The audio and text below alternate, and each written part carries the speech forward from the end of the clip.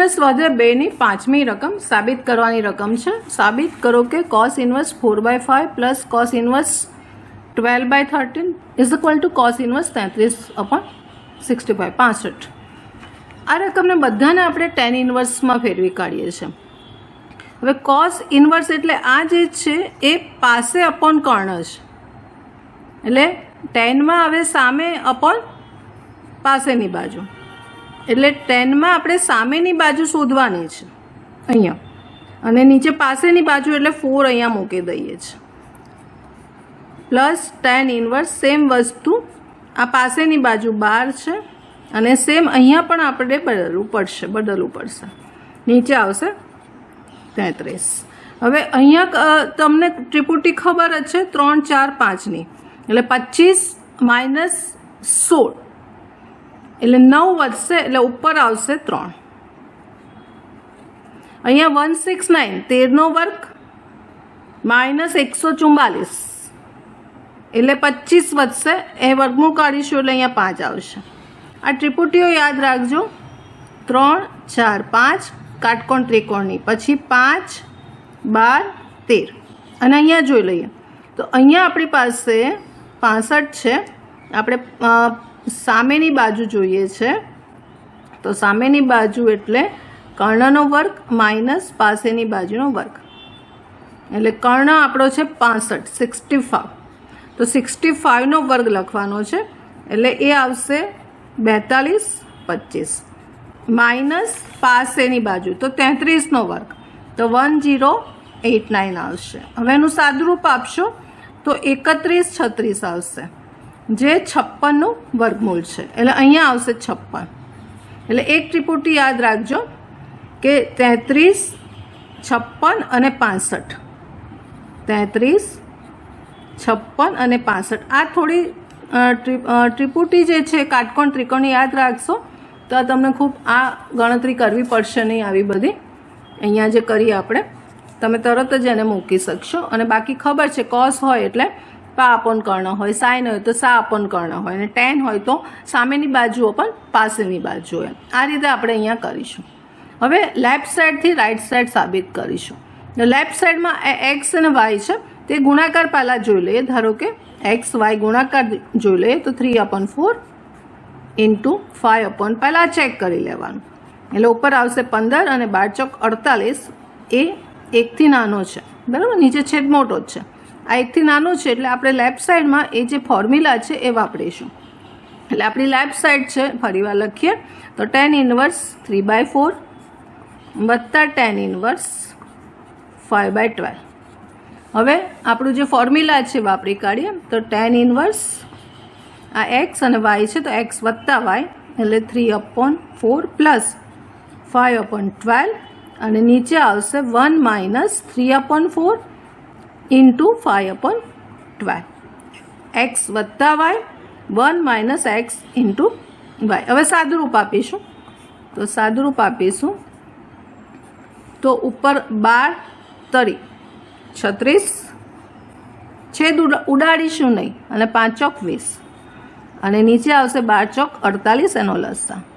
એવી રીતે નીચે આવશે 12 ચોક 48 માઇનસ 3 ગુણ્યા 5 એટલે 15,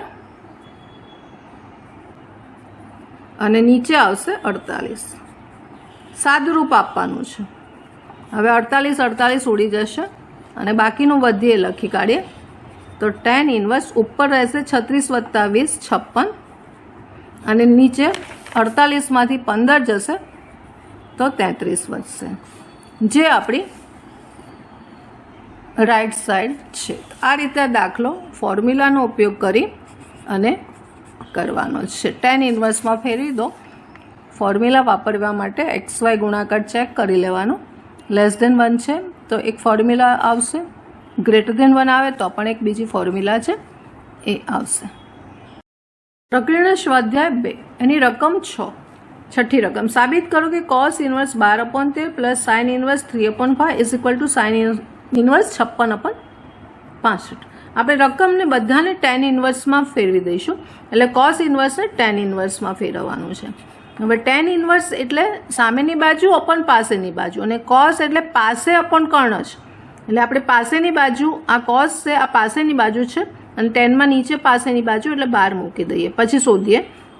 પછી સાઇન છે એને 10માં ફેરવવાનું છે. તો આ સાઇનમાં સામેની બાજુ છે અને આ કર્ણ છે એટલે 10માં સામેની બાજુ પહેલાં આવશે. અહીંયા 3 મૂકી દઈએ. એવી રીતે આ પણ સાઇન છે, બહુ કેરફુલી કરજો. 10માં ફેરવવાનું છે એટલે આ 56 ઉપર આવશે અને નીચેનું મૂકશું. હવે આ ત્રિપુટીઓ તમારે ધ્યાન રાખવાની છે. હવે કઈ કઈ છે તો અહીંયા 5, 12 અને 13. 5, 12 અને 13ની યાદ રાખવાની છે, અથવા તો 13નો વર્ગ માઇનસ 12નો વર્ગ વર્ગમૂળમાં. અને એ જે જવાબ વધશે તો અહીંયા કેટલા આવશે? અહીંયા આવશે 5. પછી 3, 4 અને 5 આ ત્રિપુટી યાદ રાખવાની છે. એટલે અહીંયા 3 છે એટલે નીચે આવશે 4. અને એવી રીતે આ ત્રિપુટી છે 33, 56 અને 65. તો અહીંયા ઉપર 56 છે, આ 65 આવી ગયો એટલે 33 નીચે આવશે. એટલે આખી રકમને આપણે tan ઇન્વર્સમાં બદલી કાઢી. હવે લેફ્ટ સાઈડ લઈ અને દાખલો પૂરો કરીશું. લેફ્ટ સાઈડમાં આપણે ફોર્મ્યુલા વાપરીશું. તો લેફ્ટ સાઈડ આપણી છે એ tan ઇન્વર્સ 5/12 વત્તા tan ઇન્વર્સ 3/4. હવે XY ગુણાકાર જોઈ લઈએ. આપણો x છે 5/12 ગુણ્યા y છે 3/4 એટલે 5 તરી 15/12 ચોક 48 એ 1થી નાનો છે માટે આપણે એ ફોર્મ્યુલા વાપરીએ તો tan ઇન્વર્સ કૌંસમાં આવશે x એટલે 5/12 વત્તા y 3/4 અને નીચે આવશે 1 માઇનસ XY ગુણાકાર એટલે 5/12 ઇન્ટુ 3/4 આ રીતે આવશે. હવે સાદરૂપ આપવાનું છે તો tan ઇન્વર્સ ઉપર આવશે 5 ચોક 20 વત્તા 12 તરી 36 અને નીચે લસા આવશે 48. એવી રીતે નીચે થશે 12 ચોક 48 લસા અહીંયા આ લસા અહીંયા ગુણ્યો માઇનસ 5 તરી 15 આવશે અને નીચે એનો લસા આવશે 48. હવે 48 ઉડી જશે અને ફરીવાર સાદુરૂપ આપીએ તો tan ઇન્વર્સ 20 વત્તા 36 થશે 56 અને 48માંથી 15 જશે તો 33 વધશે જે આપણી રાઈટ સાઈડ છે એટલે is equal two right side. એટલે આ રીતે દાખલો સાબિત થશે. આ ત્રિપુટીઓ યાદ રાખજો એટલે તમને ઇઝીલી અહીંયા મૂકી શકશો. પ્રકરણ સ્વાધ્યાય 2ની 7મી રકમ સાબિત કરો. tan inverse 63/16 is equal two sine inverse 5/13 plus cos inverse 3/5. અહીંયા આપણે tan ઇન્વર્સમાં ફેરવીશું. હવે અહીંયા જો આ ત્રિપુટી તમને ખબર છે કે કઈ છે 5, 12 અને 13 અને અહીંયા છે 3, 4 અને 5 વાળી એટલે સીધું તમે મૂકી શકશો. હવે હું અહીંયા રાઈટથી લેફ્ટ જઈશું એટલે રાઈટ સાઈડ આપણે લખીશું, રકમ લખીશું પહેલાં. તો આપણી પાસે સાઇન ઇન્વર્સ 5/13 વત્તા કોસ ઇન્વર્સ 3/5. હવે tan ઇન્વર્સમાં એને લખી કાઢીએ છીએ તો tan ઇન્વર્સ થશે આ બાજુ છે એટલે ઉપર 5 આવશે અને નીચે આવશે આ ત્રિપુટી છે એટલે નીચે આવશે 12. કોસને 10માં ફેરવીશું તો આ પા બાજુ છે તો પા બાજુ નીચે આવશે. ઉપર સા બાજુ કઈ આવશે તો 3, 4, 5ની ત્રિપુટી છે એટલે અહીંયા આવશે 4. હવે XY ગુણાકાર જોઈ લઈશું તો 5/12 into 4/3 is equal to 20/36 less than 1 છે. આ ખાસ જોવાનું માટે આપણે એની ફોર્મ્યુલા વાપરીશું tan ઇન્વર્સ x વત્તા y. x એટલે 5/12 y એટલે 4/3 અને નીચે આવશે 1 માઇનસ XY 1 માઇનસ 5/12 ઇન્ટુ 4/3. છેદ ઉડાડીશું નહીં. હવે સાદરૂપ આપી દઈએ તો tan ઇન્વર્સ લસા લઈએ તો 5 તરી 12 5 તરી 15 વત્તા 12 ચોક 48 અને નીચે લસા છે 12 તરી 36. સેમ વસ્તુ 12 તરી 36 માઇનસ 5 ચોક 20 અને નીચે આવશે લસા 36 ઉડી જશે અને બાકીનું સાદરૂપ આપી દઈએ તો tan ઇન્વર્સ 48 વત્તા 15 તો 63 થશે અને 36માંથી 20 જશે તો 16 થશે જે આપણી લેફ્ટ સાઈડ છે. tan ઇન્વર્સ 63/16 એ આપણી લેફ્ટ સાઈડ છે એટલે આ રીતે આ દાખલો સાબિત થશે. પ્રક્રિયા સ્વાધ્યાય 2ની 8મી રકમ સાબિત કરો કે tan inverse root X is equal to 1/2 cos inverse 1 minus X upon 1 plus X X belongs to સૌરતંત્ર 0 1. બે રીતે આ રકમ થઈ શકે છે. આ 2ને આપણે ગુણી કાઢીએ 2 tan ઇન્વર્સ રૂટ એક્સ અને પછી એનું જે ફોર્મ્યુલા છે આપણે જે અગાઉના દાખલા કર્યા કે 2 વખત છેલ્લે 2 વાર લખી અને એ ફોર્મ્યુલા વાપરીશું. સાથે સાથે અહીંયા tan ઇન્વર્સમાં ફેરવીશું. એટલે પા અપોન કર્ણ છે એની જગ્યાએ tan ઇન્વર્સ માટે સા અપોન પા લઈ અને સાદરૂપ આપશું તો આવી જશે જવાબ. હવે બીજી રીતમાં આદેશ લઈને કરીશું કે અહીંયા આપણે કોસવાળું કોઈ ટેનનું સૂત્ર કરવું છે મારે, તો હું એક્સની જગ્યાએ tan સ્ક્વેર થીટા ધારીશ અથવા તો રૂટ એક્સની જગ્યાએ tan થીટા ધારું કે tan આલ્ફા ધારું તો અહીં મને એક સૂત્ર મળી જાય છે.